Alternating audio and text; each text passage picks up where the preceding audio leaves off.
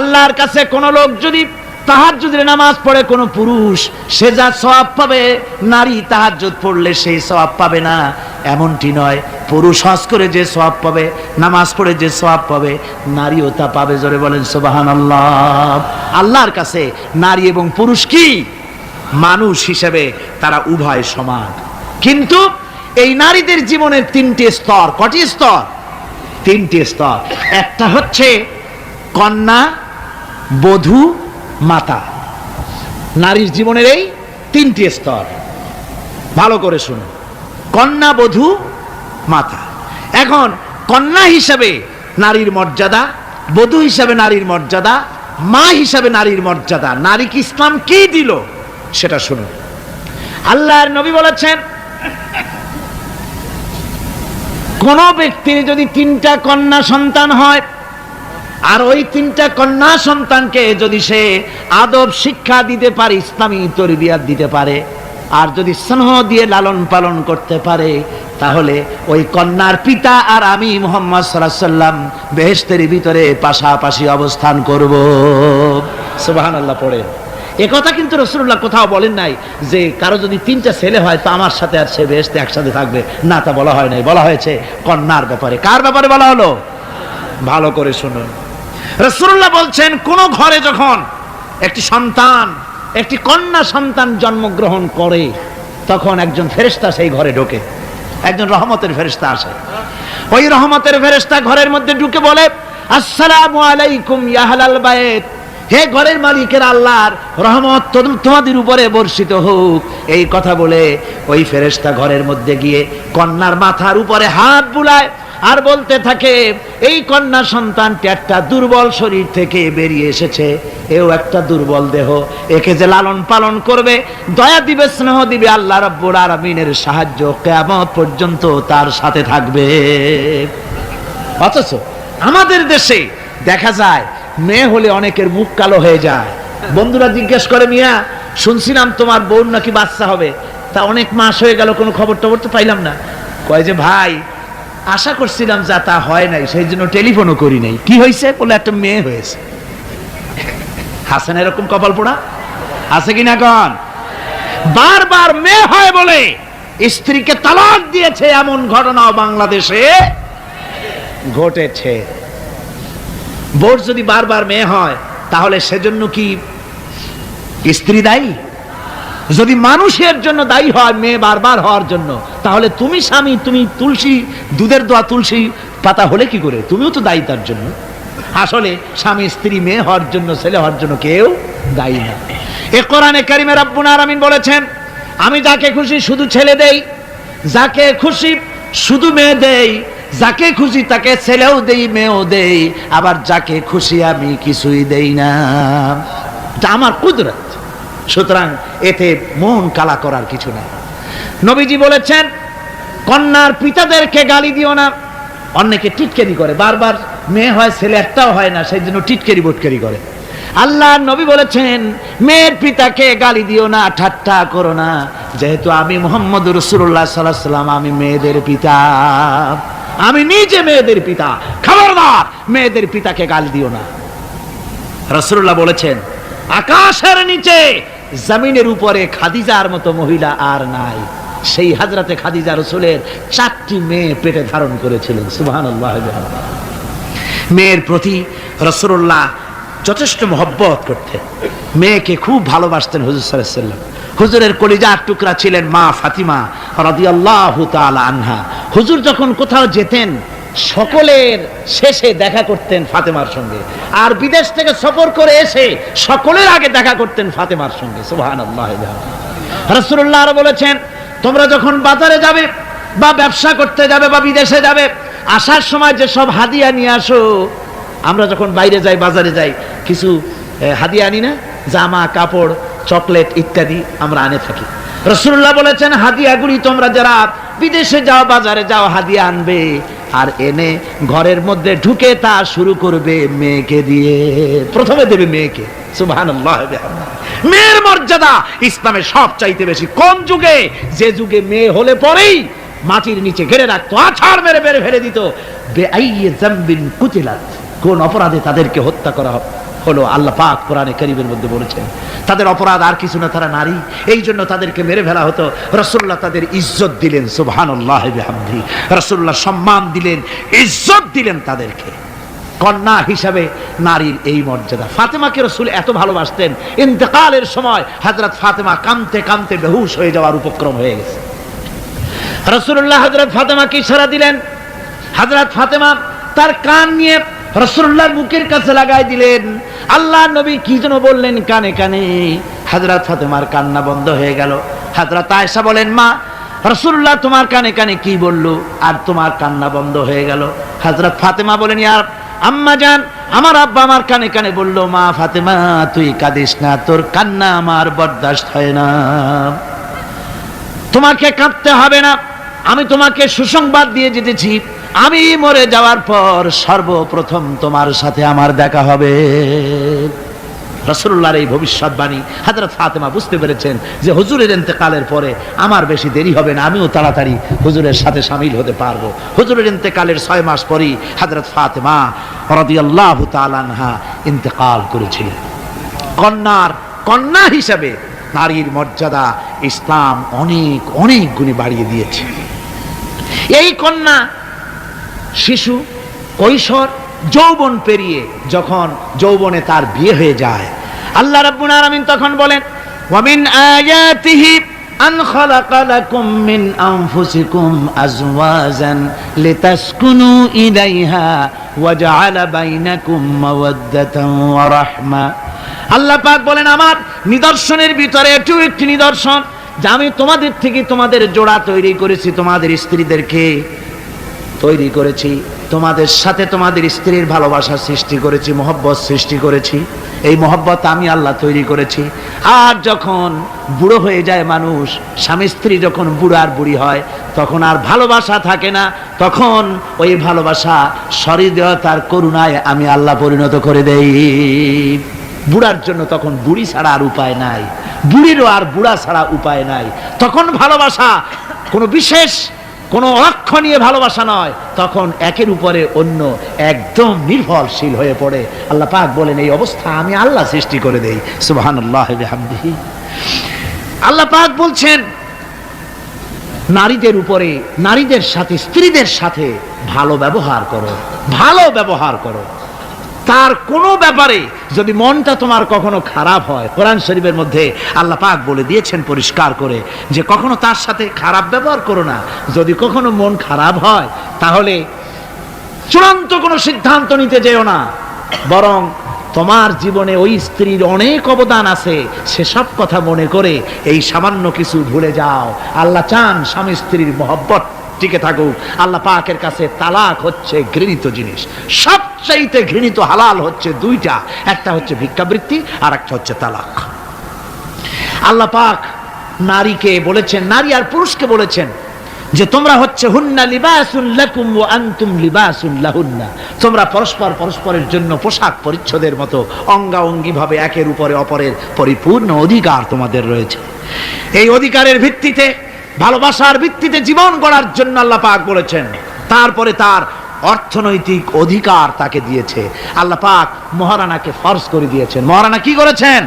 ফরজ করে দিয়েছে। মহারানা ফরজ, এই ফরজকে একটা ট্র্যাডিশন হিসাবে গ্রহণ করা হয়। বড় লোকেরা শোনায়, মেয়ের বিয়ে কত, বিয়েতে মহারানা কত হয়েছে, বলে যে 11,07,373 টাকা 75 পয়সা। আদায় করে না মোটেও, বিরাট একটা অঙ্ক শোনায় দিল মানুষদেরকে। আমার ভাইয়েরা জেনে রাখুন, মহারানা যদি মহারানা তো বাঁধতে হবে ফরজ, মহারানা আদায় করতে হবে। এই মহারানার টাকা যদি আদায় করা না হয়, স্ত্রী যদি স্বেচ্ছায় স্বামীকে মহারানা মাফ করে না দেয়, তাহলে কিয়ামতের দিন আল্লাহর দরবারে ওই স্বামীকে জিনাকারীর কাতারে দাঁড়াতে হবে। জোরে বলেন নাউজুবিল্লাহ। মহারানার টাকা আপনি দিয়ে দিবেন তাকে। ওই মহারানার টাকা দিয়ে স্ত্রী যদি লক্ষ কোটি কোটি টাকার মালিক হয় ব্যবসা করে, তারপরেও স্ত্রীর সুখ শান্তি, রোগ শোক, খাওয়া পড়া সবকিছুর দায় দায়িত্ব কার? স্বামীর। সুবহানাল্লাহ পড়ে। নারীর অধিকার কত বেশি ইসলাম দিয়েছে। একটা মহিলা নির্বাচিত কলাম একটা বই লিখেছে, আমি ওই মহিলার নাম নিতে চাই না, আমার ঘৃণা করে। এই মহিলা লিখেছে যে রাসূলুল্লাহ বলেছেন পৃথিবীর সমস্ত জিনিস হচ্ছে ভোগের সামগ্রী, তার মধ্যে শ্রেষ্ঠ ভোগের সামগ্রী হচ্ছে নারী। নাউযুবিল্লাহি মিন যালিক, এমন কথা রাসূল বলেন নাই। রাসূল বলেছেন আদ-দুনিয়া কুল্লুহা মাতাউন ওয়া খায়রুল মাতাউদ দুনিয়া ইমরাতুস সালিহা। হুজুর বলেছেন পৃথিবীর সবকিছুই সম্পদ, এই সম্পদের মধ্যে শ্রেষ্ঠ সম্পদ হচ্ছে ন্যায়পরায়ণা নারী, সচ্চরিত্রা নারী, শ্রেষ্ঠ সম্পদ, নিয়ামত। আর সেইটারে বানাইছে ভোগের সামগ্রী। আয়াত হাদিস তার ইচ্ছে মতো ব্যাখ্যা করেছে। সে লিখেছে যে এতদিন পুরুষ নারীকে ধর্ষণ করেছে, নারীদের কি হলো, তোমরাও পুরুষ ধর্ষণ করো। নাউজুবিল্লাহ পড়ে। এ আবার সরকারি চাকরি করে, তারপরেও মুসলমান দেশে এই শয়তানের চাকরিও থাকে। নাউজুবিল্লাহ পড়ে। আশ্চর্য কথা। আমি জানতে পেরেছি এই মহিলা অনেকগুলি স্বামী কর্তৃক পরিত্যক্তা, সেই জন্য পুরুষের উপরে তার দারুণ ঘৃণা, পুরুষের উপরে তার দারুণ ঘৃণা, ধর্মের উপরে তার দারুণ ঘৃণা। সে এখন কমিউনিস্টদের একটা বাছাই করা একটা লাঠি, এটা দিয়ে কোরআন হাদিসের অপব্যাখ্যা করে করে এগুলি সে করে যাচ্ছে নির্বিঘ্নে। সরকার কোনো কথা বলছে না। সরকার যে কথা বলছে না, এর জবাব সরকারকে দিতে হবে, আল্লাহর কাছে দিতে হবে, কোনো সন্দেহ নাই। আল্লাহকে গালি দেওয়া হচ্ছে, নবীকে গালি দেওয়া হচ্ছে, রসুলকে গালি দেওয়া হচ্ছে, বেহেশতকে গালি দেওয়া হচ্ছে, অথচ সরকার একদম চুপচাপ। নাটকের মধ্যে আরবি পড়া নিষেধ করা হচ্ছে। আমি প্রথম দিন বলেছিলাম, কি জানি নাটকের নাম, বারান্দা।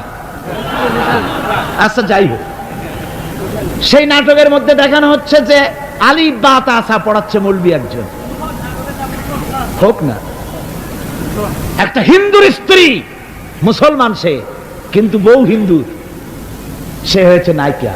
সে এসে বলছে এসব বন্ধ করো, অ ক খ পড়ো। এই কথার জাস্টিফিকেশন হতো যদি ছেলেরা এ বি সি ডি পড়তে থাকতো, আর যদি বলা হতো সব বন্ধ কর, অ ক খ পড়, এর একটা যৌক্তিকতা ছিল, ঠিক না? পড়তেছে আলিফ বা তাসা, সব বন্ধ কর, তার মানে কি? আলিফ বা তাসা হলো কোরআন, এর মানে কি? কোরআন। সুতরাং টেলিভিশনের মাধ্যমে কোরআনকে বন্ধ করার চেষ্টা চালাচ্ছে ভারতের গোলামেরা। সরকার চুপ করে থাকছে, সরকার নীরব। এর জবাব সরকারকে পেতে হবে, এড়াতে পারবে না। সুতরাং বলতেছিলাম, নারীর অধিকার প্রতিষ্ঠিত করেছে ইসলাম। কে করেছে? ইসলাম বলেছে মহারানার টাকা আদায় করে দাও। সেই মহারানার টাকা আদায় করা হলো না, এখন উল্টা, এখন মহারানা আদায় করে পুরুষেরা। সেটার নাম কি? যৌতুক। কন্যা পক্ষের কাছের থেকে যৌতুক নামে কৌতুক করে। ছেলে যখন ম্যাট্রিক পাস করে তখন ছেলের পিতা এতটুকুন হা করে, যখন বিএ পাস করে এতটা করে, যখন এমএ পাস করে ছেলের বাবা তখন হাঙ্গরের মতো এতটা হা করে। যত টাকা খরচ হয়েছে মেয়ের বাপের কাছ থেকে কড়ায় গন্ডায় উসুল করে নেব। তারপরে ছেলে আর মেয়ের বিবাহ ঘটায় দেয়, মাঝখানে ওটারে কি করে? হ্যাঁ, ঘটক। এই ঘটক ঘটকালি করে। অমুকের ছেলে ইঞ্জিনিয়ার, খুব ভালো ছেলে, দারুণ ভালো। বলে কত ভালো? থানায় খুব রিপোর্ট আছে, যাই দেখো। খুব ভালো ছেলে। তা কি লাগবে? কালার টেলিভিশন লাগবে 10টা, তারপরে 5 জিপ লাগবে, 14 লক্ষ টাকা ক্যাশ লাগবে, আবুধাবিতে চাকরি লাগবে, ওয়াশিংটন ডিসিতে বাড়ি করে দেওয়া লাগবে। মানে মেয়ে জন্ম দিয়ে মেয়ের বাপ এমন পাপ করছে যে এটা চালাতে গিয়া ছেলের বাপেরে তার 14 গোষ্ঠীর স্বাদ মিটাইয়া দিতে হবে। এমন ছোট লোক, এমনই ছোট লোক কন্যার পিতার কাছ থেকে চাইয়ে চাইয়ে আদায় করে নেয়। এর চাইতে ভিক্ষুক, এর চাইতে খয়রাতি, এর চাইতে ছোট লোক আর কেউ হতে লজ্জা করা উচিত, শরম করা উচিত, মনে করা উচিত ওই লোক তো তার কলিজার টুকরাটাই আমাকে দিয়ে দিচ্ছে। 16 বছর 20 বছর লালন পালন করে কলিজার টুকরা মেয়েটাই তো আমাকে দিয়ে দিচ্ছে, আবার টেলিভিশন চাই কেন? ঘটক যা কন্ট্রাক্ট করলো যদি তার থেকে কিছু কম হয় বিয়া ভাঙ্গে যায়, তাহলে বোঝা গেল কি মেয়ে বিয়ে করলো না টেলিভিশন বিয়ে করলো? তাহলে মেয়েটে বাদ দিয়ে টেলিভিশন কিনে তাই নিয়ে ঘুমাও। নাউযুবিল্লাহি মিন যালিক। কপাল পোড়া মুসলমান। মুসলমান, যৌতুক মুসলমানদের জন্য দাবি করে আদায় করে নেওয়া জায়েজ নাই।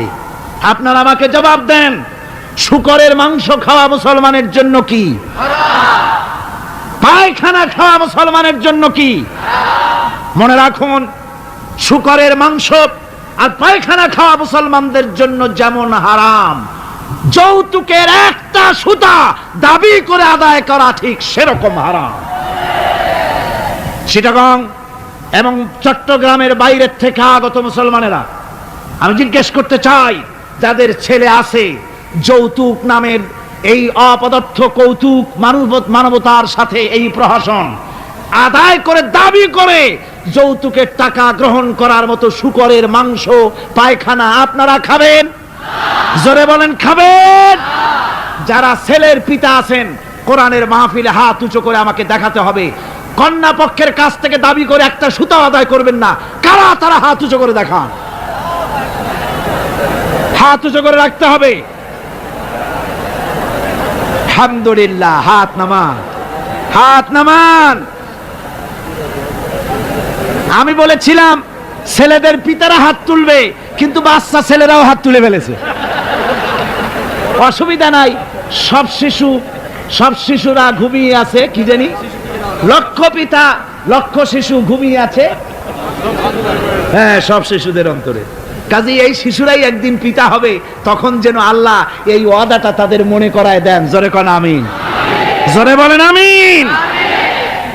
আপনাদের জানা মতে যদি যৌতুক কেউ আদায় করে টের পান, সালাম দিবেন না, তার সঙ্গে সামাজিক বয়কট করবেন, যেহেতু সে নারী নির্যাতনকারী।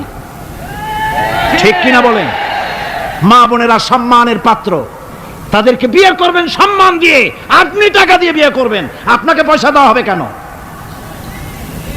শ্বশুর যদি ইচ্ছে করে আপনাকে একটা কলম দেয়, শেরওয়ানি কাপড় দেয়, এই তো যথেষ্ট। আবার থালা বাটি ঘড়ি দিতে হবে, তুমি কি খয়রাতি? সম্মান থাকা উচিত, পার্সোনালিটি থাকা উচিত। শ্বশুরের টাকা দিয়ে বড়াই করবে, শ্বশুরের টাকা দিয়ে বাড়ি করবা, চাকরি করবা, লজ্জা করে না মুসলমান? নারী জাতির সম্মান আল্লাহ দিয়েছেন। কে দিয়েছেন? স্ত্রীকে রাসূলুল্লাহ কত ভালোবাসতেন। আল্লাহর নবী বলেছেন, আমার কাছে তিনটা জিনিস প্রিয়, একটা হচ্ছে সুগন্ধি, একটা হচ্ছে নামাজ, আর একটা হচ্ছে স্ত্রী। সুবহানাল্লাহ, স্ত্রী আমার কাছে প্রিয়। হুজুর বলেছেন, তোমাদের মধ্যে সেই ব্যক্তি উত্তম যে ব্যক্তি তার স্ত্রীর কাছে উত্তম। আমি আমার স্ত্রীদের কাছে উত্তম ব্যক্তি। সুবহানাল্লাহ। রাসূলুল্লাহ স্ত্রীকে কত ভালোবাসতেন। বিশ্ব নবী রাজনৈতিক কর্মকাণ্ড চালাচ্ছেন, যুদ্ধের দামামা বাজতেছে, চতুর্দিকে কত অশান্তি, সবকিছু চলছে, স্ত্রীর হক আদায় করতে ভুলে যাননি। রাতের বেলায় হযরত আয়েশার বয়স কম, তাকে নিয়ে রাসূলুল্লাহ একটু সুযোগ পেয়েছেন, বলছেন, আয়েশা সব তো ঘুমিয়ে, চলো আমরা একটু দৌড়াই। ওই যে দূরে একটা জিনিস দেখা যায়, দৌড় দাও, দেখি কে আগে যায়। দুজনে দৌড় প্রতিযোগিতা করলেন।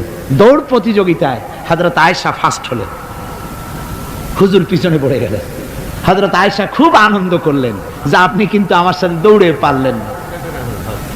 পরবর্তী কিছু কাল যাওয়ার পর হযরত আয়েশা বলেন, হুজুর আজকে আবার বললেন যে চলো আয়েশা একটু দৌড়াই। হযরত আয়েশা বলছেন যে সেদিনের তুলনায় আমার শরীর একটু, আমি মুটিয়ে গেছি, শরীরটি স্থূল হয়েছে। আমি আজকে দৌড়ালাম কিন্তু পারলাম না, রাসূল আগে চলে গেলেন। আমি হাঁপাতে হাঁপাতে যখন হুজুরের কাছে চলে গেছি, হুজুর তখন মুস্কি হেসে আমাকে বললেন, আয়েশা ওই সেই দিনের জবাব আজকে দিয়া দিলাম। সুবহানাল্লাহি বিহামদিহি, সুবহানাল্লাহি বিহামদিহি। বিশ্ব নবী কত বড় আদর্শ বিশ্ব মানবতার জন্য। তিনি বলেছেন, আরাফাতের ময়দানে রাসূলুল্লাহ বলেছেন, তোমরা যেমন পড়বে তোমার স্ত্রীদেরকে তেমন পড়াবে, তোমরা যেমন খাবে তোমার স্ত্রীদেরকে তেমন খাওয়াবে। স্ট্যান্ডার্ড মেনটেন করবে। তুমি ভালো দামের কাপড় পরবে, স্ত্রীকে খারাপ দিবে তা নয়। অধিকার দুজনেরই সমান, স্বামী এবং স্ত্রী সমান অধিকার। কিন্তু আমরা তা বুঝতে পারি না, বুঝতে চাই না। আমরা অনেকে মনে করেছি বিয়ে যখন করছি তখন আমি তো নওয়াবজাদা নসরুল্লাহ খান, আর বউ তো কেনা দাসী না। সে কৃত দাসী নয়, তার মর্যাদা আছে, তার সম্মান আছে, তার সম্মান আপনাকে দিতে হবে। রাসূলুল্লাহ দিয়েছেন, আপনাকেও দিতে হবে। রান্না বান্না হতে দেরি হয়, কত গালাগালি শুনতে হয় নারীকে। আল্লাহর নবীর স্ত্রী হযরত আয়েশা বলেছেন, আল্লাহর নবী কাজ করে, মানুষের সঙ্গে কথা বলে, রাষ্ট্রীয় দায়িত্ব পালন করে ঘরের ভিতরে এসে যখন দেখেছেন রান্না হতে দেরি আছে, রাসূলুল্লাহ বিরক্ত হন নাই, ভুরু কুঞ্চিত করেন নাই, চোখ মোটা করেন নাই, আমাকে কোনো কথা শোনান নাই, বরং আমার কাছে বসে রান্নায় আমাকে সহযোগিতা করেছেন। সুবহানাল্লাহ বিহামদি। এই হলো আল্লাহর রাসূল, এই হলো বিশ্ব নবী। স্ত্রীর সঙ্গে কি মহব্বত! সুবহানাল্লাহ বিহামদি। হুজুর মহব্বত করতেন স্ত্রীদেরকে। রাসূলুল্লাহর ঘরে দৌলত ছিল না, কিন্তু মহব্বত দিয়ে ভরা ছিল ঘরটা। হুজুরের ঘরে ফ্রিজ নাই, এসি নাই, হুজুরের ঘরে কার্পেট নাই, হুজুরের ঘরের মধ্যে জাজির নাই, তোশক নাই, বড় বড় কম্বল নাই, আরামের কোনো জিনিস নাই, মডার্ন ইকুইপমেন্টস কিচ্ছু নাই, দৌলত নাই, কিন্তু মহব্বত দিয়ে ঘরটা ভরা। হযরত আয়েশা বলেছেন, আমি পানি পান করে, যখন আমি পানি পান করে গ্লাস রেখে দিতাম, আল্লাহর নবী তখন গ্লাসের সেই জায়গায় ঠোঁট লাগাতেন যেখানে আমি ঠোঁট লাগায়া পানি পান করেছি।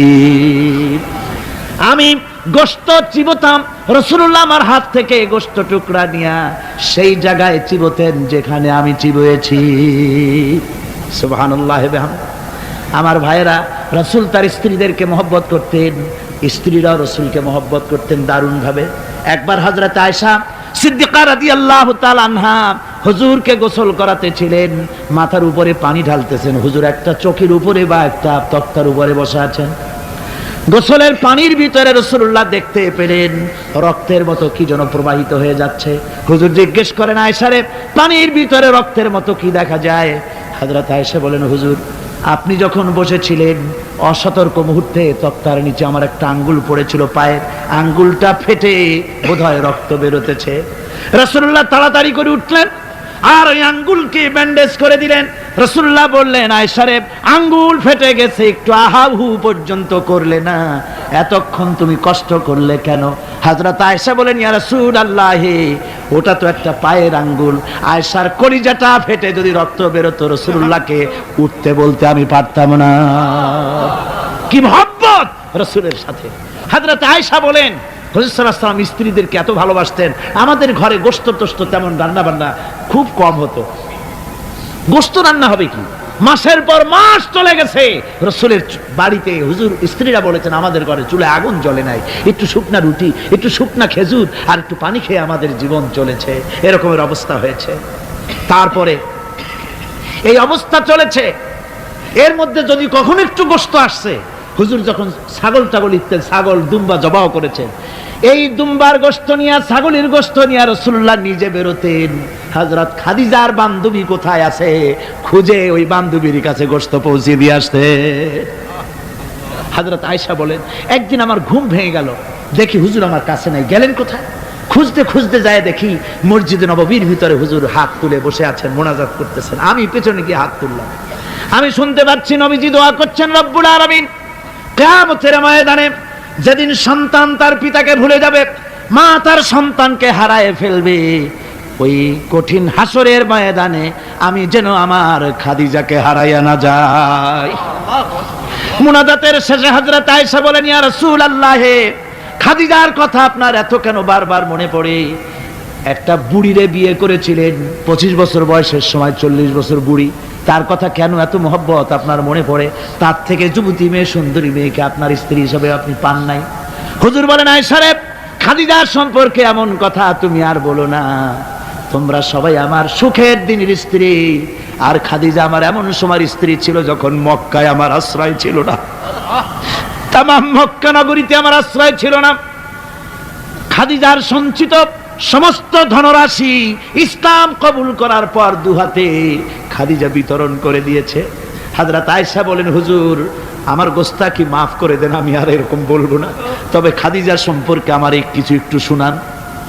হুজুর বলেন, আয়েশা রে শোনো, গভীর রাত যত রাত হোক না কেন ইসলামের দাওয়াত দিয়ে দিয়ে গভীর রাত্রে আমি যখন বাসায় ফিরেছি, ঘরে এসেছি, দরজায় একটা মাত্র ডাক দিয়েছি, খাদিজা। অমনি দরজা খুলে গেছে। আমি জিজ্ঞেস করেছি, খাদিজা রে, যত রাত্রে আসলাম, যতবার আসলাম, একটা ডাকের বেশি লাগলো না, তুমি কি ঘুমাও না? হযরতে খাদিজা বলেছেন, ইয়া রাসূলুল্লাহ, আমার মনের ভিতরে ভয় থাকে, আল্লাহর রাসূল দিনের খেদমতে বাইরে আছেন, আমি যদি আরামে বিছানায় ঘুমায় থাকি আর নবীজি দরজার কাছে দাঁড়ায় আমারে ডাকাডাকি করবেন, উঠতে যদি দেরি হয়ে যায় নবীজির সঙ্গে বেয়াদবি হয়ে যাবে, এই মনে করে আপনি না আসা পর্যন্ত দরজার সাথে পিঠ লাগাই আমি দাঁড়াইয়া দাঁড়াইয়া ঘুমাই। আমার ভাইরা, হযরতে খাদিজার ইজ্জত স্বয়ং আল্লাহ দিয়েছেন। কে দিয়েছেন? হাদিস শরীফে এসেছে, রাসূলুল্লাহ জাবালে নূরে বসা, গারে হেরার ভিতরে বসা, হযরতে জিবরাইল রাসূলুল্লাহর সঙ্গে কথা বলতেছেন। একটু পরে হযরতে জিবরাইল বলেন, ইয়া রাসূলুল্লাহ, আমি আর এখানে বসবো না, আমি এখন চলছি। আমি দেখতে পাচ্ছি খাদিজা আসতেছে আপনার জন্য খাবার নিয়ে। খাদিজা যখন আপনার কাছে পৌঁছে যাবে, আপনি খাদিজাকে শোনায় দিবেন আল্লাহ রাব্বুল আলামিন খাদিজাকে সালাম জানাইছে। সুবহানাল্লাহ। রাসূলুল্লাহর কাছে হযরতে খাদিজা যখন আসলেন, হুজুর বললেন, খাদিজা, আজকে তোমার জন্য দারুণ সুখবর। বলে কি? বলে আল্লাহ পাক, জিবরাইল কেবল উঠে গেল আমার কাছ থেকে, জিবরাইল বলে গেল আল্লাহ তোমাকে সালাম বলেছেন। হযরত খাদিজা কেঁদে ফেললেন, বললেন, ইয়া রাসূলুল্লাহ, আমার নারী জন্ম সার্থক, আল্লাহ আমাকে সালাম বলেছেন, এর জবাব কেমনে দিতে হয় হুজুর আমি তো জানি না, আপনি আমার পক্ষ থেকে আল্লাহর সালাম কিভাবে দেওয়া লাগে আপনি দিয়ে দিন, আমি তো বুঝি না কেমনে আল্লাহর সালামের জবাব দেব। হুজুর বললেন, খাদিজা, শুধু আল্লাহ নয়, জিবরাইলও তোমাকে সালাম বলে গেছে। হযরতে খাদিজা বললেন, হযরত জিবরাইলকে আমার সালামের জবাবটা ওয়ালাইকুমুস সালাম বলেন। হযরত খাদিজার এই মর্যাদা ছিল। আমার ভাইরা, রাসূল পাক সাল্লাল্লাহু আলাইহি ওয়াসাল্লাম এভাবে মহব্বত করেছেন স্ত্রীদেরকে। সুতরাং স্বামী স্ত্রীর মহব্বত আল্লাহর জান্নাতি নিয়ামত। কি নিয়ামত? যে ঘরের মধ্যে স্বামী স্ত্রীর মধ্যে মিল মহব্বত আছে, এটা বেহেশতের মতো, আর যেখানে মিল মহব্বত নাই, এটা জাহান্নামের মতো। ঠিক কি? সুতরাং মহব্বত করুন, বেশি বেশি স্যাক্রিফাইস করুন, বেশি বেশি স্যাক্রিফাইস করুন। নারীদের ব্যাপারে বলা হয়েছে, পুরুষকে বলা হয়েছে অধিকার আদায় করো, সব ব্যাপারে সমান অধিকার, কিন্তু নারীকে একটা ব্যাপারে বলা হয়েছে, নারী শোনো, পুরুষের মর্যাদা তোমার চাইতে আল্লাহ রাব্বুল আলামিন বেশি দিয়েছেন। আর রিজালু কাওয়ামুনা আলান নিসা, নারীদের উপরে পুরুষের প্রাধান্য আল্লাহ পাক দান করেছেন।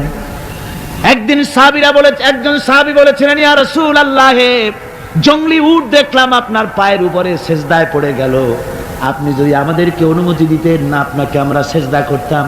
আল্লাহর নবী বললেন, মানুষ মানুষকে সেজদা করা, এ পারমিশন যদি আমি দিতাম, তাহলে দুনিয়ার সমস্ত স্ত্রীদেরকে বলতাম তারা যেন তাদের স্বামীকে সেজদা দেয়। স্বামীর মর্যাদা এখানে বেশি। সুতরাং অধিকার সমান, কোনো সন্দেহ নাই, কিন্তু স্বামীর একটা আলাদা মর্যাদা আছে, সেই সম্মানও তাকে দিতে হবে। এরপরে এই সমান অধিকারের ভিত্তিতে স্বামী স্ত্রী চলতে থাকে, মাঝখানে আল্লাহ পাক তাদেরকে সন্তান দান করেন। আল্লাহ তাদেরকে, নারীকে লেখাপড়ার অধিকার দিয়েছেন, ইসলাম তাকে লেখাপড়ার অধিকার দিয়েছে, শিক্ষার অধিকার দিয়েছে। হযরত আয়েশা সিদ্দিকা রাদিয়াল্লাহু তাআলা আনহা শিক্ষয়িত্রী ছিলেন, হাফেজা ছিলেন, হাদিসের হাফেজা ছিলেন, কোরআনের হাফেজা ছিলেন, হাজার হাজার সাহাবায়ে কেরামদের তিনি ওস্তাদ ছিলেন। সুবহানাল্লাহ পড়ে। নারীদের ব্যাপারে অধিকাংশ মাসালা হযরত আয়েশা সিদ্দিকা রাদিয়াল্লাহু তাআলা আনহার অবদান। সুবহানাল্লাহ। নারী যুদ্ধ করেছে, যুদ্ধের ময়দানে নারীর অধিকার আছে। নারী চাকরি করতে পারবে, নারী ব্যবসা করতে পারবে, নারী লেখাপড়া করতে পারবে, নারী সেনাবাহিনীতে যেতে পারবে, নারী সব করতে পারবে, কিন্তু পর্দার মাধ্যমে। কিসের মাধ্যমে? স্বামী এবং পুরুষ এবং নারী মাঝখানে একটা পর্দা থাকতে হবে। সে কথা একটু পরে বলছি। এবার এই বধূ কিছুদিন পর মা হয়ে গেল। কি হয়ে গেল? মা হয়ে গেল। মা যখন হয়ে গেল, মর্যাদা আরো এক ধাপ বেড়ে গেল। আল্লাহ রাব্বুল আলামিন মায়ের মর্যাদা বেশি করে দিলেন। আল্লাহ পাক কোরআনে কারীমের মধ্যে বলেন, ওয়াসাইনাল ইনসানা বিওয়ালিদাইহি ইহসানা হামালাতুহু উম্মুহু কুরহা ওয়া ওয়াদাতুহু কুরহা ওয়া হামলুহু ওয়া ফিসালুহু 30 শাহরা। আমি পৃথিবীর সমস্ত মানুষকে উপদেশ দিয়েছি, তোমরা তোমাদের মায়ের প্রতি সম্মান করো, এহসান করো। তোমার মা তোমাকে গর্ভধারণ করেছে অত্যন্ত কষ্টের সাথে, আর ডেলিভারিও করেছে কষ্টের সাথে। খবরদার মায়ের সাথে বেয়াদবি করো না। কে বলেছেন? আল্লাহ পাক বলেছেন মায়ের এহসান করো। আল্লাহ রাব্বুল আলামিন মা বাবার জন্য দোয়া করতে বললেন। আল্লাহ পাক বলেন মা বাবার সামনে যেন কখনো মাথায় ঝাঁকি দিয়া চোখটা মোটা করে মা বাবার সঙ্গে কথা বলো না। ওয়াকুল লাহুমা কাওলান কারীমা। মা বাবার সঙ্গে যখন কথা বলবে সম্মান সূচক কথা বলবে। আর মা বাবার জন্য আমার কাছে দোয়া কর। কে শিখায়? আল্লাহ। কে শিখান? আল্লাহ বলছেন বান্দারে তোর মা বাবার জন্য আমার কাছে দোয়া করবি। রব্বিরহামহুমা কামা রাব্বায়ানি সগীরা। জোরে সোরে পড়েন রব্বিরহামহুমা কামা রাব্বায়ানি সগীরা। আয় আল্লাহ, আমার মা বাপ যেমন আমাকে স্নেহ করে লালন পালন করেছে আমার ছোটবেলায়, তুমি আমার মা বাপকে তোমার রহমতের কোলে লালন পালন করো। কে শিখায়? আল্লাহ পাক শিখিয়ে দিচ্ছেন। আমার ভাইরা, ইয়ামেন থেকে একজন লোক এসেছে। হাদিস, ইয়ামেন থেকে একজন লোক এসেছে হুজুরের সামনে, তার বুড়িমা সাথে। বলছে হুজুর, এই অচল বুড়িমা, হাঁটতে পারে না, চলতে পারে না, এই আমার মা। এরে ঘাড়ে করিয়া আমি ওকুফে আরাফা করেছি, একে নিয়ে মিনা মুজদালিফা করেছি, রমি করেছি, একে নিয়ে আমি সাফা মারওয়া সাই করেছি। এই মাকে ঘাড়ে করে আমি আল্লাহর ঘর তাওয়াফ করেছি। হজের সব কাজ মায়ের ঘাড়ে করে করছি। আল্লাহর নবী, আমি কি আমার মায়ের হক আদায় করতে পেরেছি? হুজুর বললেন না, আদায় হয় নাই, মায়ের হক আদায় হয় নাই। অর্থাৎ বুকের চামড়া দিয়ে মায়ের পায়ের যদি স্যান্ডেল তৈরি করে দেওয়া হয়, এক ফোঁটা দুধের হক আদায় হবে না। সেই মায়ের সঙ্গে নাফরমানি হচ্ছে, বেয়াদবি হচ্ছে, বউয়ের কথার মতো মায়ের সাথে দুর্ব্যবহার করা হচ্ছে। আমার দেশে এগুলি হচ্ছে, হচ্ছে না? হচ্ছে। মা কোথায় পড়ে আছে কোনো খোঁজ নাই, খবর নাই। তার জন্য কোনো ভালো খাবার ব্যবস্থা, কাপড় চোপড় নাই। বন্ধুদের জন্য সব আছে, মায়ের জন্য নাই, বাপের জন্য নাই। মা তো বুড়ি হয়ে গেছে, এখন আর মা নাই। বাপ তো বুড়ো হয়ে গেছে, কামাই করতে পারে না, এখন আর বাপ নাই, এখন হয়ে গেছে বুড়ো। আর মা হয়েছে বুড়ি। আর আব্বা হয়েছে, যার মেয়ে বিয়ে করেছে শ্বশুর এখন আব্বা, আর শাশুড়ি হয়েছে আম্মা। মা আর বাপ বাসি হয়ে গেছে, বাপ পড়ে গেছে। আমার বন্ধুগণ শুনে রাখুন, আল্লাহর নবী বলেছেন তিনজনের দোয়া আল্লাহর কাছে অব্যর্থভাবে কবুল হয়ে যায়। মুস্তাজাবুদ দাওয়াত তিনজন। মুসাফিরের দোয়া কবুল হয়, মাজলুমের দোয়া কবুল হয়, আর মা বাপ যদি সন্তানের জন্য দোয়া করে অবশ্যই সে দোয়া আল্লাহর দরবারে মঞ্জুর হয়ে যায়। সুতরাং মা বাপের খেদমত করতে হবে, মহব্বত করতে হবে। আমি মা বোনদের বলতে চাই, আমার মা বোনেরা পর্দার আড়ালে বসে আপনারা যারা ওয়াজ শুনছেন ভালো করে শুনুন। আমরা পুরুষ, আমাদের পায়ের তলে জুতা। পুরুষের পায়ের তলে কি? জুতা। আপনারা নারী, আপনাদের পায়ের তলে আল্লাহর জান্নাত। জোরে কোন সুবহানাল্লাহ, জোরে বলেন সুবহানাল্লাহ। ও নারী, ও মহিলা, তোমাদের সম্মান আল্লাহ কোথায় তুলে দিল? পুরুষের পায়ের তলে জুতা, তুমি নারী, তোমার পায়ের তলে আল্লাহর বেহেশত। আল জান্নাতু তাহতা আকদামিন মুহাত।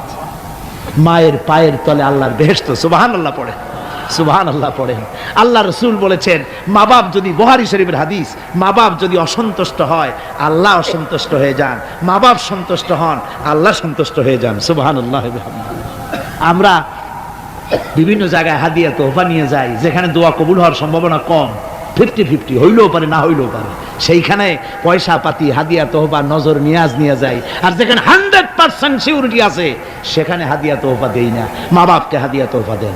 মা বাপের পায়ের উপরে চুমা খান, কিসমত পাল্টে যাবে, তকদীর পাল্টে যাবে। মা বাপকে ভালোবাসুন। সুতরাং মায়ের মহব্বত, মাকে আল্লাহ পাক এভাবে মহব্বত, তাকে সম্মান দিয়েছেন। নারী কন্যা হিসেবে, বধূ হিসেবে, মাতা হিসেবে তার মর্যাদা সবচেয়ে বেশি। এরপরে বলবো পর্দার কথা। আমার মা বোনেরা, আল্লাহ রাব্বুল আলামিন মহিলাদেরকে বলেছেন, পুরুষদেরকে বলেছেন, কুল্লিল মুমিনিনা ইয়াগুদ্দু মিন আবসারিহিম। ও নবী, মোমেন পুরুষদেরকে বলে দেন তারা যেন তাদের চক্ষুকে পরনারী থেকে নিম্নগামী রাখে। আর মহিলাদেরকে বলা হয়েছে কুল্লিল মুমিনাতি ইয়াগুদুনা মিন আবসারিহিন্না। ও মুমিনা মহিলারা, তোমরা যেন তোমাদের চক্ষুকে পর পুরুষ থেকে যেন নিম্নগামী রাখো। এটা আল্লাহর হুকুম। কার হুকুম? আল্লাহর হুকুম। পর্দায় থাকতে আল্লাহ বলেছেন, আল্লাহ পাক বলেছেন ওয়াকারনা ফি বুয়ুতিকুন্না ওয়ালা তাবাররাজনা তাবাররুজাল জাহিলিয়াতুল উলা। খবরদার, তোমরা জাহালাতের যুগের মতো ঠাক ঠমক নিয়ে চলাফেরা করো না, তোমরা মানুষকে তোমাদের সৌন্দর্য বিকশিত করে দেখায়ও না। কোরআনে কারিমে সূরা নূরে বলা হয়েছে প্রত্যেকটি বয়সপ্রাপ্তা নারী এমন একটা চাদর পরবে যে চাদর পরলে তার মাথা, তার গলা, তার বুকটা ঢেকে যাবে। এরকম একটা চাদর পরা ইসলাম কি করেছে? ফরজ করে দিয়েছে। আল্লাহ পাক ফরজ করেছেন। কি করেছেন? ফরজ করে দিয়েছেন। মা বোনেরা, আপনারা মেহেরবানি করে এমন একটা চাদর পরবেন। আজকাল ওড়না আছে ঠিকই, কিন্তু ওড়না যে অর্থে ব্যবহার করতে বলা হয়েছে ওই অর্থে নাই। এখন ওড়না মেয়েরা অনেক ক্ষেত্রে মাফলারের মতো গলায় ঝুলাই রাখে, গামছার মতো ঝুলাই রাখে, এরকমের জন্য ওড়না ব্যবহার করতে বলা হয় নাই। ওড়না হলো মাথাটা, গলাটা, বুকটা ঢেকে যায় এবং একটু পুরু হতে হবে। পাতলা মশারির তেনা দিয়া ওড়না বানাইলে হবে না, সেটা একটু পুরু হতে হবে, শালীন হতে হবে, মার্জিত হতে হবে। আমি একটি কথা আপনাদের বলি, এই বাংলাদেশে আজ পর্যন্ত যত নারীর মুখে অ্যাসিড পড়েছে, অ্যাসিড পড়ে নাই নারীর মুখে? বখাটে ছেলে যুবতী মেয়ের উপরে আকৃষ্ট হয়ে তাকে বিয়ের প্রস্তাব দিয়েছে বা কুপ্রস্তাব দিয়েছে, সে প্রত্যাখ্যান করেছে, পরে তার মনের ঝাল মিটাবার জন্য মুখে অ্যাসিড মারছে। আপনারা বলেন এমন কোন ঘটনা জানেন কিনা যে বোরখা পরিহিতা কোনো মেয়ের মুখে অ্যাসিড পড়েছে? জানা আছে কিনা আপনাদের? না, বলতে পারবেন না। বোরখা পরা মেয়েদের উপরে এগুলি হয় নাই। কারণ হলো সে আল্লাহর হুকুম রক্ষা করেছে। যে বোরখা পরেছে, চাদর পরেছে, সে কার হুকুম রক্ষা করেছে? ওই মহিলা আল্লাহর হুকুম রক্ষা করেছে। এবার আল্লাহর দায়িত্ব হয়েছে তার শরীর, তার ইজ্জতকে হেফাজত করা। মেয়েরা যদি ঠোঁটে রং লাগায়া মাথার চুল খোলা রেখে রাস্তায় ঘোরে, রিকশাওয়ালা পর্যন্ত ডাকে ভাবি সাহেবা, দোকানে গেলে দোকানদার কয় আপা, আর যদি বোরখা পরা থাকে যে দেখে সেই কয় খালাম্মা, চাচি আম্মা, সম্মান করে কথা বলে। ঠিক কিনা কর? সুতরাং আমার মা বোনের, আপনাদের সম্মান আপনারা বজায় রাখুন, আপনার মেয়েদের মর্যাদা আপনারা বাড়ান। আপনারা হচ্ছেন হযরতে খাদিজার উত্তরসূরি, সুমাইয়ার উত্তরসূরি, হযরতে খাওলার উত্তরসূরি, হযরতে আয়েশার উত্তরসূরি। এই বাংলার জমিনে আপনাদেরকে জিহাদের ময়দানে আসতে হবে ইনশাআল্লাহ। সবাই বলেন ইনশাআল্লাহ। পুরুষের পাশাপাশি বাংলাদেশেও মহিলারা বোরখা পরিহিতা হয়ে আল্লাহর দ্বীন কায়েমের জন্য যদি প্রয়োজন হয়, হাজার হাজার মহিলা রাস্তায় মিছিলে বের হবে ইনশাআল্লাহ। সময় আসতেছে, তরুণ, যুবক, মা বোন সবাইকে এই জিহাদে অংশগ্রহণ করতে হবে। এখন আমি মা বোনদেরকে কয়েকটা দায়িত্ব দিচ্ছি। শুধু ওয়াজ শুনলে তো হবে না, কিছু দায়িত্ব পালন করতে হবে। সে দায়িত্বটা হচ্ছে এই যে আপনারা আপনাদের সংসারটাকে ইসলামের দুর্গ বানান।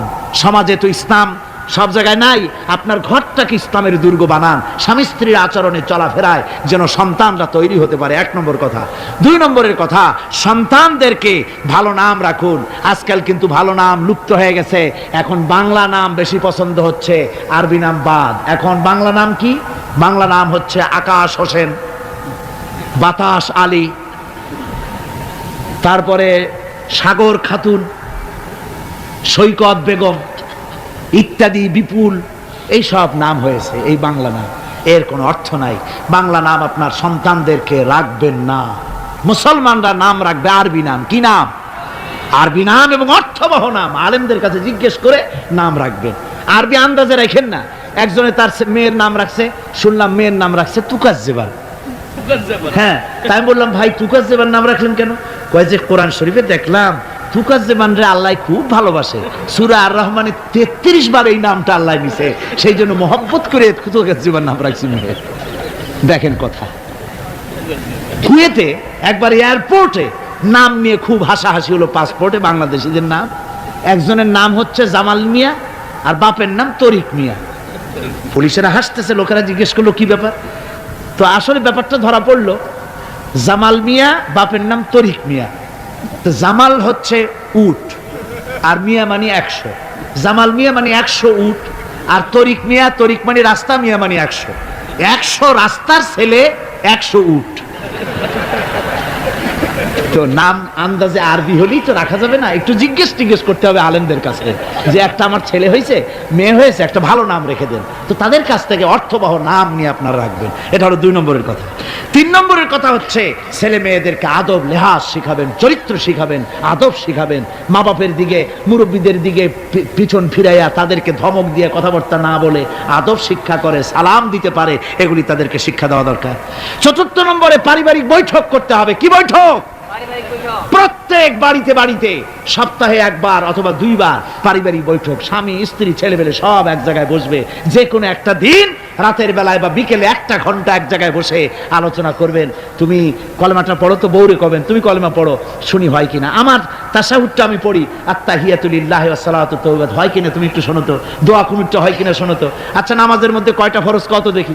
ছেলের কাছে জিজ্ঞেস করেন, মেয়ের কাছে, বইয়েরটা সামনে নিয়ে খুলে একজন আরেকজনকে জিজ্ঞেস করেন। কোরআন শরীফ বলে সূরা ফাতিহাটা পড়ো দেখি সহি হয় কিনা।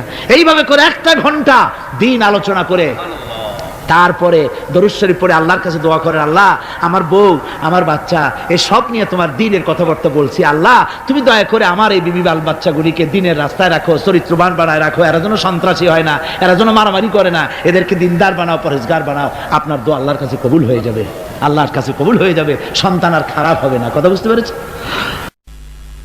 স্বামী চাকরি করে, যা বেতন পায় তা দিয়া চলে না। স্ত্রী তখন বলে, মেয়া তুমি চাকরি করো, তোমার একই চাকরি আরেকজনে করে, পাশের বাসার বল্টু মিয়ার বাপ। তার বাড়িতে যদি এসি আর ফ্রিজ আসতে পারে, তোমার বাড়িতে আসে না কেন? তুমি পারো না কেন? তুমি পুরুষ না আর কিছু? বেচারা প্রত্যেকদিন খাবারের সময় বউর এই ধরনের ধাক্কা মারা কথা শুনে শেষ পর্যন্ত এই ভালো লোকটা বাধ্য হয় বাম হাতে টাকা কামাই করা, ঘুষ খেতে বাধ্য হয়। ঠিক কিনা কন? আবার অনেক স্ত্রী এমন আছে, স্বামী ঘুষখোর, আল্লাহর ভয় দেখায়া তার কাছে আবেদন নিবেদন করে আস্তে আস্তে এভাবে করে স্বামীকে খারাপ পথ থেকে ফিরায়। আছে না? আছে। সুতরাং মা বোনদের বলবো, আপনারা স্বামীদেরকে ভালো পথে পরিচালিত করার জন্য চেষ্টা করবেন, সন্তানদেরকে স্বামীদেরকে ভালোভাবে চেষ্টা করবেন যেন দ্বীনের রাস্তায় তারা পরিচালিত হয়। এরপরে আপনারা ইসলামী সাহিত্য অধ্যয়ন করবেন, কোরআন হাদিস ইত্যাদি অধ্যয়ন করবেন, সেগুলির পাঠাগার তৈরি করবেন, এগুলি পড়াশোনা করে নিজেদের জীবনকে গড়ে তুলবেন। আল্লাহ রাব্বুল আলামিন সকলকে যেন সে তৌফিক দেন। আমরা জোরে বলি আমিন, আরো জোরে বলি আমিন। হুজুরের জন্য আমার ইসলাম ধর্ম আমার বুঝে আসছে। হুজুর গো, আপনি আমার কালিমা পড়াই দেন। তার কারণ আমি প্রথম আপনার কাছে আসার পরে আমি আপনার সামনে দাঁড়াইলাম, কিন্তু আপনি আমার চেহারা দেখে একবারও তাকালেন না। এটাই হলো শরীয়তের বিধান। পৃথিবীর সমস্ত মানুষগুলা যদি আজকে কোরআনের আইন এমন না থাকতো, মানুষ যদি যাকে তাকে বিয়ে করতে পারতো, যাকে ইচ্ছা তাকে ব্যবহার করতে পারতো, পুরুষ মানুষ যদি যাকে ইচ্ছা দুনিয়ার ভিতরে সমাজের মধ্যে যাকে ইচ্ছা তাকে ব্যবহার করতে পারত, এই মানুষ আর জমিনে মানুষ থাকতো না। এই সকল মানুষগুলা হাইওয়ান জানোয়ার কুকুরের চাইতে খারাপ হয়ে যেত। চিৎকার দিয়ে বলেন না, কথা ঠিক কিনা? আমার ভাইয়ের জন্য কোরআনে কারীম, কোরআনের শিক্ষা একমাত্র এই শিক্ষা, কোরআনে কারিমের শিক্ষা হলো একমাত্র শিক্ষা যে শিক্ষায় মানুষকে মানুষ বানাতে পারে। এই জন্য আল্লাহ তাআলা কত সুন্দর নিয়ম বলে দিলেন, আইন বলে দিলেন। এই জন্য ছেলে মেয়েদের পর্দা করা, এই কথা যখন আমরা বলি আমাদের মৌলবীদেরকে পাগল বলা হয় মৌলবীরা পাগল, ওদের মাথা তাসিরা। এরা নারীদেরকে ঘরের কোনায় বন্দি করতে বলে, নারীদেরকে বন্দিশালায় রাখতে চায়। আমরা বলি না না, আমরা নারীদের বন্দিশালায় রাখতে চাই না। জোরে বলেন না, কথা ঠিক কিনা? আমাদেরকে পাগল বলে, আমাদের মাথা তাসিরা কয়, আমাদের মাথা তাসিরা।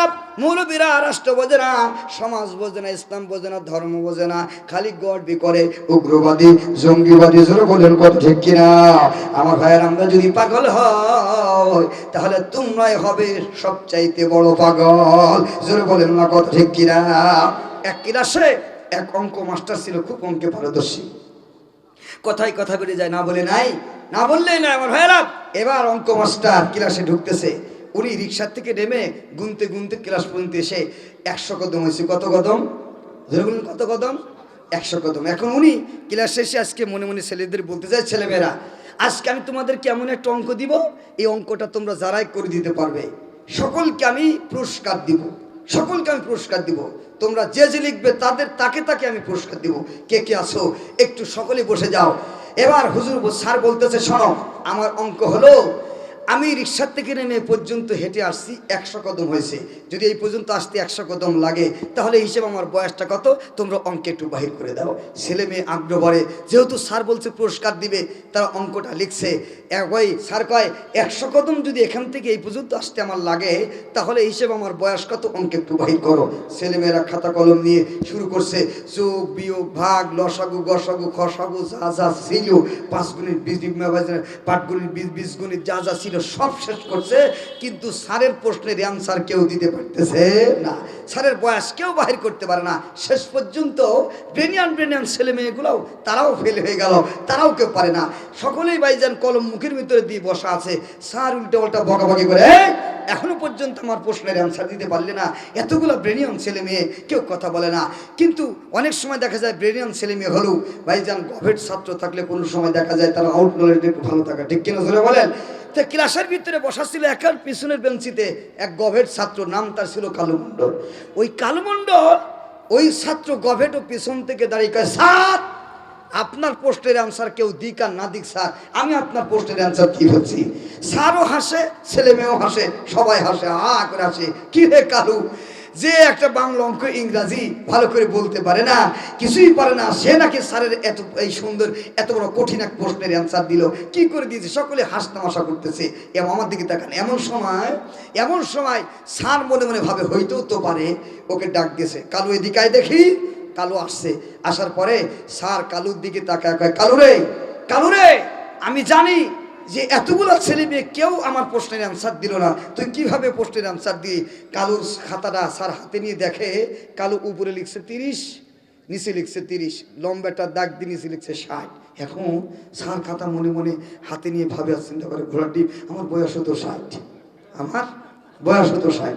কিরে কালু, এতগুলা ব্রেনিয়ান ছেলে মেয়ে কেউ আমার বয়স 60 বাহির করতে পারলো না, তুই আমার বয়স কি হবে 60 বাহির করলি। কারণ আমরা জানি প্রত্যেকটা অঙ্ক করতে তার একটা সূত্র লাগে।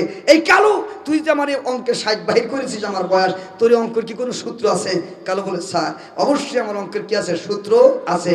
সূত্র স্যার আমিও জানি, অঙ্ক হয় না। স্যার কয় তাহলে বল দেখি তোর অঙ্কের সূত্র কি। কালু বলে, স্যার আমার অঙ্কের সূত্র হলো, আমার বাড়িতে আমার এক ভাই আছে, ওর বয়স হলো 30 বছর, ও হলো হাফ পাগল, ওর বয়স হলো 30 বছর। তো আমি চিন্তা করলাম হাফ পাগলের বয়স যদি 30 বছর হয়, এখানে 30 লিখছি, তো চিন্তা করলাম যে হাফ পাগলের বয়স যদি 30 বছর হয়, তা আপনি হলেন ফুল পাগল, আপনার বয়স 60 বছরই হবে। আপনার বয়স কয় বছর হবে? 60 বছরই হবে। সেজন্য নিচে একটা 30 লিখে যোগ করে 60 লিখে দিয়েছি। আমার ভাইয়ারা, আমরাও গোটা পৃথিবীর সবকিছু, আমি বলতে চাচ্ছি এটাই, আমরা গোটা পৃথিবীর জ্ঞান ও বিজ্ঞান যাচাই বাছাই করে আমরাও কথা বলতে চাই, গোটা পৃথিবীতে সত্যিকারের জ্ঞানী যদি হয় উলামায়ে কেরাম আল্লাহর কথা বলে, কোরআনে কারিমের বাণী বলে, এরা পাগল হতে পারে না। বরং তোমরাই সবচেয়ে বড় পাগল আর মূর্খের পরিচয় দিয়েছ। অক্সফোর্ড বিশ্ববিদ্যালয় থেকে শুরু করে এমন কোনো বিদ্যালয় তোমরা পড়ো নাই, সেখানে পড়েও তোমরা